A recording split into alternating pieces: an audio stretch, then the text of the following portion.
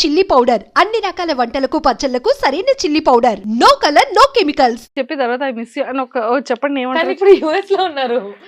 So తను US లో ఉన్నారు, అందుకే మన యుఎస్ ఇప్పుడు టైం ఎంత అయింది ఇప్పటికి ఇక్కడ 2.5 hours వేసుకోవాలి. సో ఇప్పుడు 5 అయింది కదా, 7:30 అవుతుంటది. పర్వాలేదు అయితే చేయండి చేయాలా? అమ్మో ఏమంటాడు, వాట్సాప్ కాల్ చేయాలి. వాట్సాప్ కాల్ స్పీకర్ ఆన్ లో పెట్టండి. ఏ హాయ్ హలో గుడ్ ఈవినింగ్ ఇవే ఉండకూడదు. కట్ చేస్తాడు కావచ్చు నాకు తెలిసి. అదే వెరీ ఎక్సైటెడ్ అన్నమాట. ఎందుకే నన్ను ఇలా చేస్తున్నా అంటాడు. Okay let's try. అసలు పిక్ చేస్తాడా లేదా, పడుకొని ఉంటాడు. Only 2 words I love you I miss you. I miss you అయితే చెప్తూ ఉంటా. So I love you let's see. Video call వెళ్ళిపోయింది, అలవాటు కదా, రెగ్యులర్ కాల్ చేస్తా.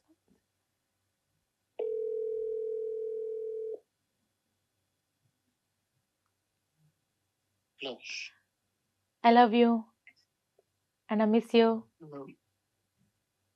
Love you too, I miss you too.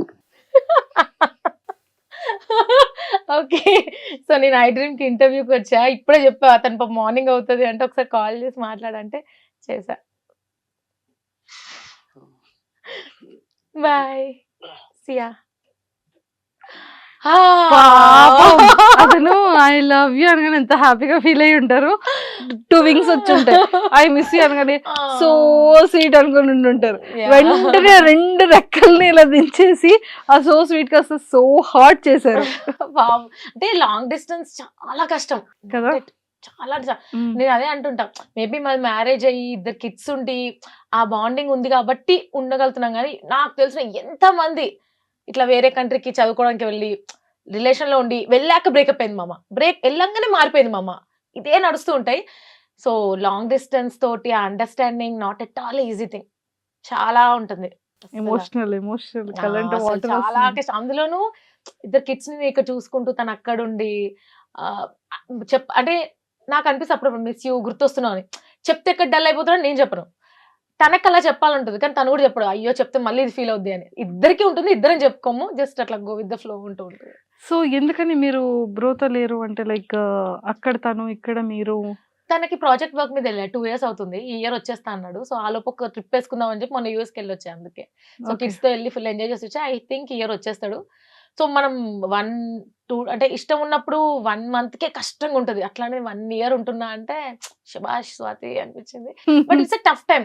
నాకు తెలిసి ఏదో ఒక రోజు మేము ఇద్దరు ఇట్లా కూర్చొని ఎంత కష్టపడ్డాం కదా ఇట్ అనుకుంటాం అంతే ఇంకా.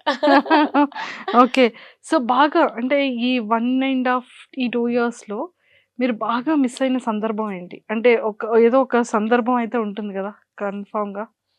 యా ఉంటుంది.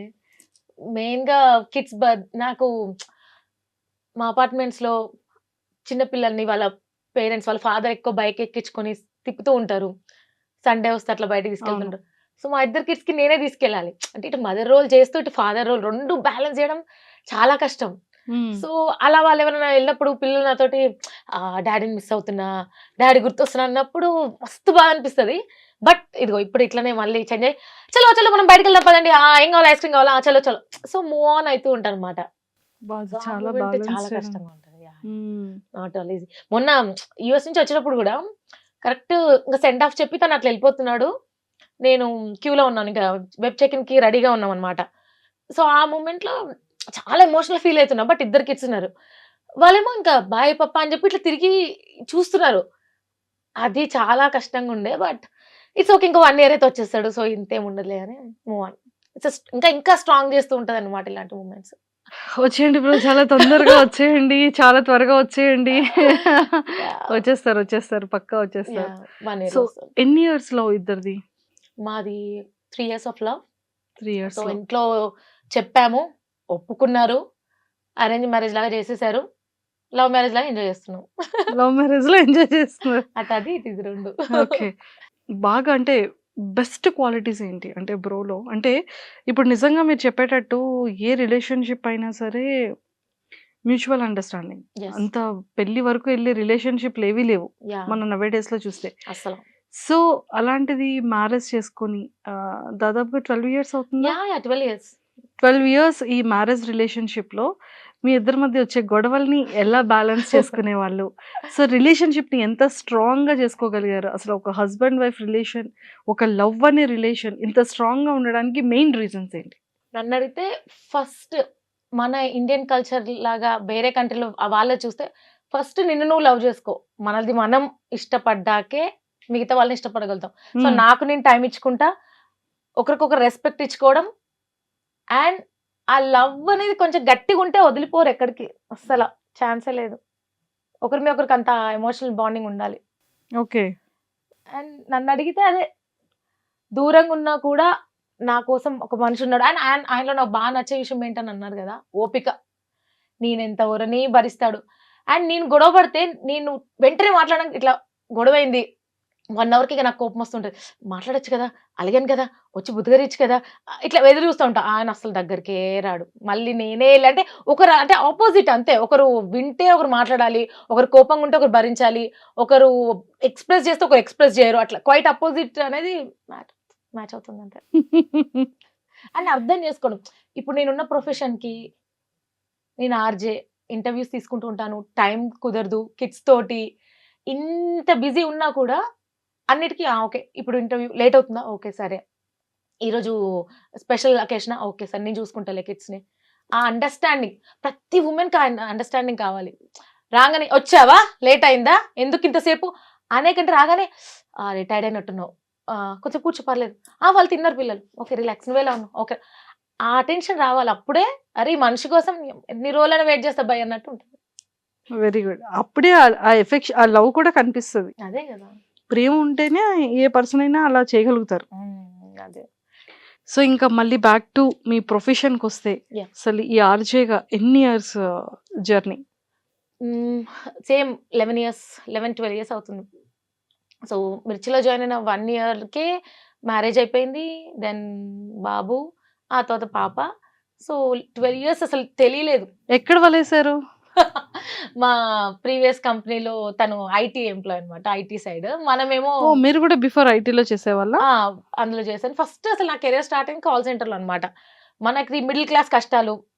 సెకండ్ ఇయర్ ఉండంగానే ఇబ్బందయితుంది. ఏమైనా జాబ్ జేయాలి నువ్వు అన్నట్టు అన్నారు. సరే ఓకే. అని జెప్పి కాల్ సెంటర్‌లో కెరియర్ స్టార్ట్ జేసి, అక్కడి నుంచి మెల్లగా అకౌంట్స్‌లోకి మూవ్ అయిపోయాక అక్కడ కలిసారు.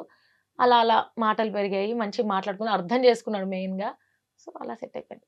అంతే. సో అక్కడ మొదలైన వల. వాళ్ళ ఇప్పటికి ఆ వలలోనే వల అని కాదండి. అంటే ఇష్టం. ఒకరంటే ఒకరు ఆయనకి నేనంటే ఇష్టం. నాకు ఆయనంటే ఇష్టం. బట్ ఒక అండర్‌స్టాండింగ్. అది మెయిన్ అసలు. ఏ రిలేషన్ కాదు. ఇప్పుడు అమ్మ, నాన్నకైనా, మనకైనా ఎవరికైనా అండర్‌స్టాండింగ్ ఉంటే చల్తా సబ్. సో ఆర్‌జేగా వచ్చి ఆల్మోస్ట్ 11 ఇయర్స్ యప్. కదా! సో ఇప్పటికి కూడా అంటే చెప్తూ ఉంటారు. సెలబ్రిటీస్‌తో మాట్లాడుతూ ఉంటారు. మిర్చి అనగానే నంబర్ ఆఫ్ బిగ్ సెలబ్రిటీస్ వస్తుంటారు.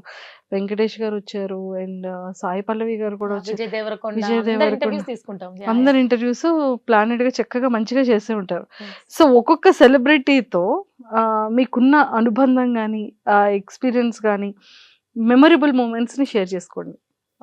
వెంకటేష్ గారు నేను మిర్చిలో జాయిన్ అయినాక 'గురు' మూవీకొచ్చారనమాట. సో, తెలుసు కదా! కొత్త మనకి ఫీల్డ్ అనేది తెలీదు. అసలు ఏది తెలీదు. జస్ట్ ఏదో అమ్మాయి వచ్చాను.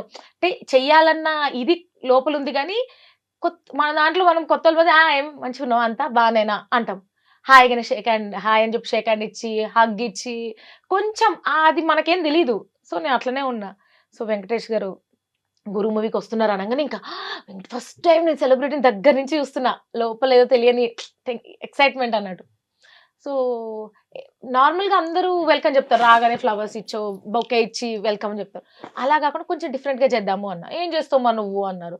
'గురు' మూవీలో డైలాగ్ చెప్తా రాగానే అన్నా. "భయపడవా?" అంటే, "ఏం భయం లేదు నేను చెప్తాను" అన్నా. వెంకటేష్ గారు ఇట్లా నడుచుకుంటూ వస్తున్నారు. సేమ్ 'గురు' మూవీలో బాక్సింగ్‌ది ఉంటది కదా! సేమ్ అట్లే సెటప్ ఏసి నేను 2 గ్లౌజులేసుకొని ఆయన రాగానే, "ఓయ్ గురు! ఏంటి? నేనంటే ఇష్టమా లేదా? ఏదో ఒకటి చెప్పు గురు" అదే స్టైల్‌లో అన్నా. అందరు సైలెంట్.